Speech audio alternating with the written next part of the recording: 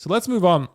I want to address a topic real quick about third-party collecting, because this is something that I think is getting more and more important. I even found the reason I thought about this is because when we did our top 5 on Lael's show of 2022, I had, I think, 3 or 4 third-party figures in my top 5 for 2022, right? So I think third-party is becoming more relevant than ever. I mean, you got Game Toys, you got Toys Era, you got So-So, you got like who is doing really good stuff? Like, I guess there's Infamous Toys, it's probably Toys Era, right? But there's other similar companies like that. I guess InArt technically, not in the States, but because they're not licensed here, but stuff like that, right? Where you're getting some really, really good stuff. Lim Toys does really good stuff. CC Toys, right? So I wanted to ask you guys, what is the number one tip you have for collecting third-party figures? And I want to share one as an example because this is the So-So Toys Homelander. Right, this one's been delayed for quite a while, a very long time. We can only hope that So-So is perfecting this head sculpt and this figure in general, but I guess we're going to find out. I'll start by saying that my number one third-party collecting tip would be to use your best judgment and proceed with caution, because not every third-party figure is going to come out a banger, right? It may look good in the prototype, but we can look at quarter scale Kingpin, right? You could say the same about Hot Toys or whatever, InArt, whatever, right?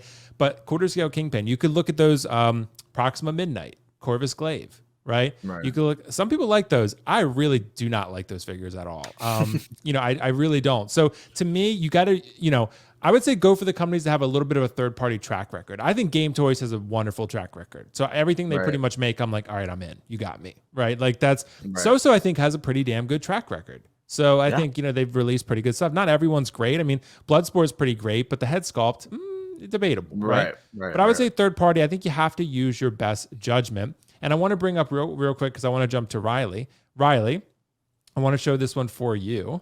So this is on 1/6 kit. You can get the Toys Era Alpha Soldier Boy from the boys, because I really, really want The Boys figures. I think we're all pretty hungry for that. So... Yeah. And I really want to get a Soldier Boy, but I'm kind of holding out to see what So-So does. But Riley, I know you picked this one up. You picked up the Homelander. I think it was Toys Era.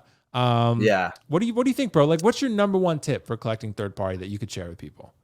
I think my number one tip would be, honestly, I'd say just be extremely selective. That's what I'd say. Because for me, I'm a person that really doesn't go third party, like rarely. I rarely go third party. I don't have a third party figure in my collection. I think my first pre-order was the one you said, the Homelander, and the Toys Era Homelander. That was the one I pre-ordered because I think it's called Premium Toys, but I think that's Toys Era, just a different name.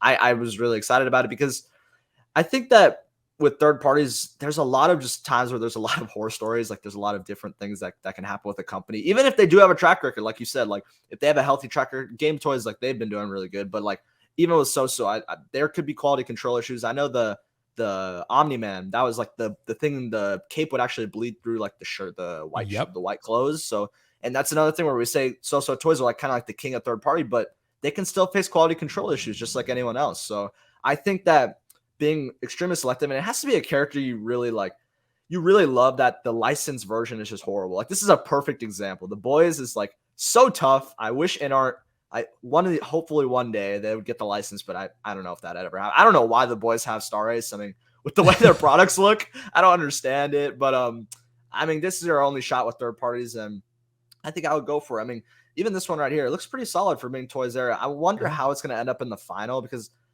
like I said, it happens a lot of times. And you also have to, another tip you could say is like, you also have to kind of pre-order. You have to vote with your wallet, because these really close out soon. And when they close out, and if they end up very good, they can like double in price. Like they can genuinely become grails. Like they can double in value. So you have to really like be quick with it. Cause I know they have like, I think like 3-week cutoffs, maybe like a month cutoff. And then that's it. Like whatever they had as their pre-order, that's the edition size they're getting. And that's it. They're not doing more and extras, I don't think. Maybe sometimes you'll have some, but overall, those are probably the 2 tips I'd say. Be a little kind of aggressive with your pre-ordering on third parties if you really like it and you do your research, obviously. And also just being selective with the characters you really love, because I'm one where like I don't really go third party unless it's like I really have to do it for the character I love. But yeah. But you are right, Riley. That's a really good tip. For third party, you have to use caution, but you do have to pre-order. I mean, you do, like, it's very rare that you can find third-party figures after the fact. Like, I always use Game Toys as an example. Carlos knows. Try to find Game Toys figures after they sell out. I mean, you're paying 1.5 to 2 times retail probably. It's a risk. It's a risk for sure. Yeah. Yeah. if the figure's good, if the figure turns out Right. good. But for example, like the Bloodsport from So Toys, right? That's a pretty good looking figure. You can get that thing like cheap, right? And it's been out for a while. Right. So not always, but with most third party, it's hard. It's hard to find Yeah. because they don't make them in mass quantity. They only make really what's pre-ordered, maybe a little bit more, and then they kind of go from there. So, you know, if you want, like I said, Game Toys or, you know, Toys Era, you probably gotta pre-order. But I got this Terminator up. Carlos, what do you think is your you know, number one third party collecting tip that you could share?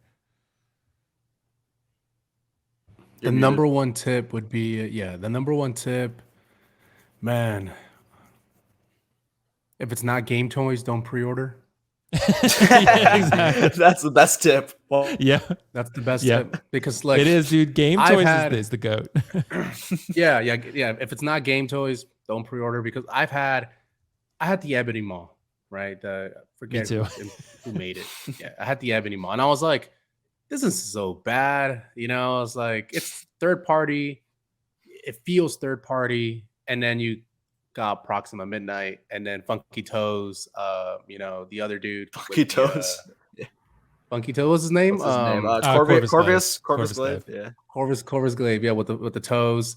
I was like, yeah, dude, that doesn't look good. And then you have something like So. I was like, okay, So isn't gonna let me down. These fuckers are good, right? Cool. I buy the Kingpin. And Kingpin was good, and people love Kingpin, right? They love it.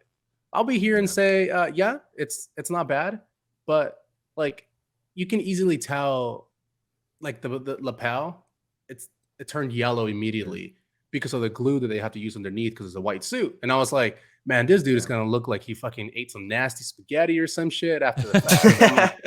So I ended up selling it, you know. So look, even So does good work, but I would, unless it's Game Toys, at this point, I just wouldn't pre-order. There's really no need to. Okay. Even sure, like, you know, maybe it sells out. Maybe you have what happened with Gambit, because Gambit was a super limited release. I bought that figure, loved it.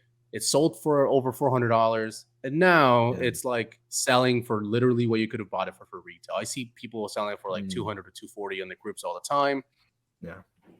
Like I said, unless it's Game Toys, this one was an amazing figure. But unless it's Game Toys, you really don't need to pre-order it, man. And that's probably the biggest third-party collecting tip you can have is, dude, because Cloud, that baby's going for like $1,000 right now. Like, so I bought mine for 800. So yeah. Yeah, and then like Sephiroth, it's like a what? It's funny. The other day I was looking for a Sephiroth for just to see what the market is, because I have one, and there was none available to buy on eBay in the US.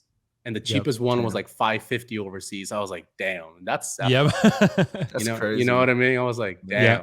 So yeah, unless you're into Final Fantasy and you love Game Toys, don't pre-order third party. It's not really worth it.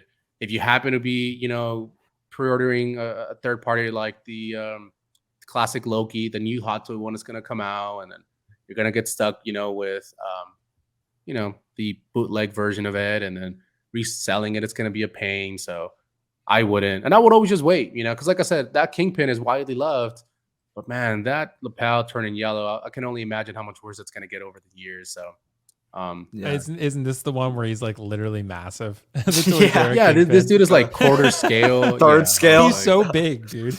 Yeah, he's massive, dude.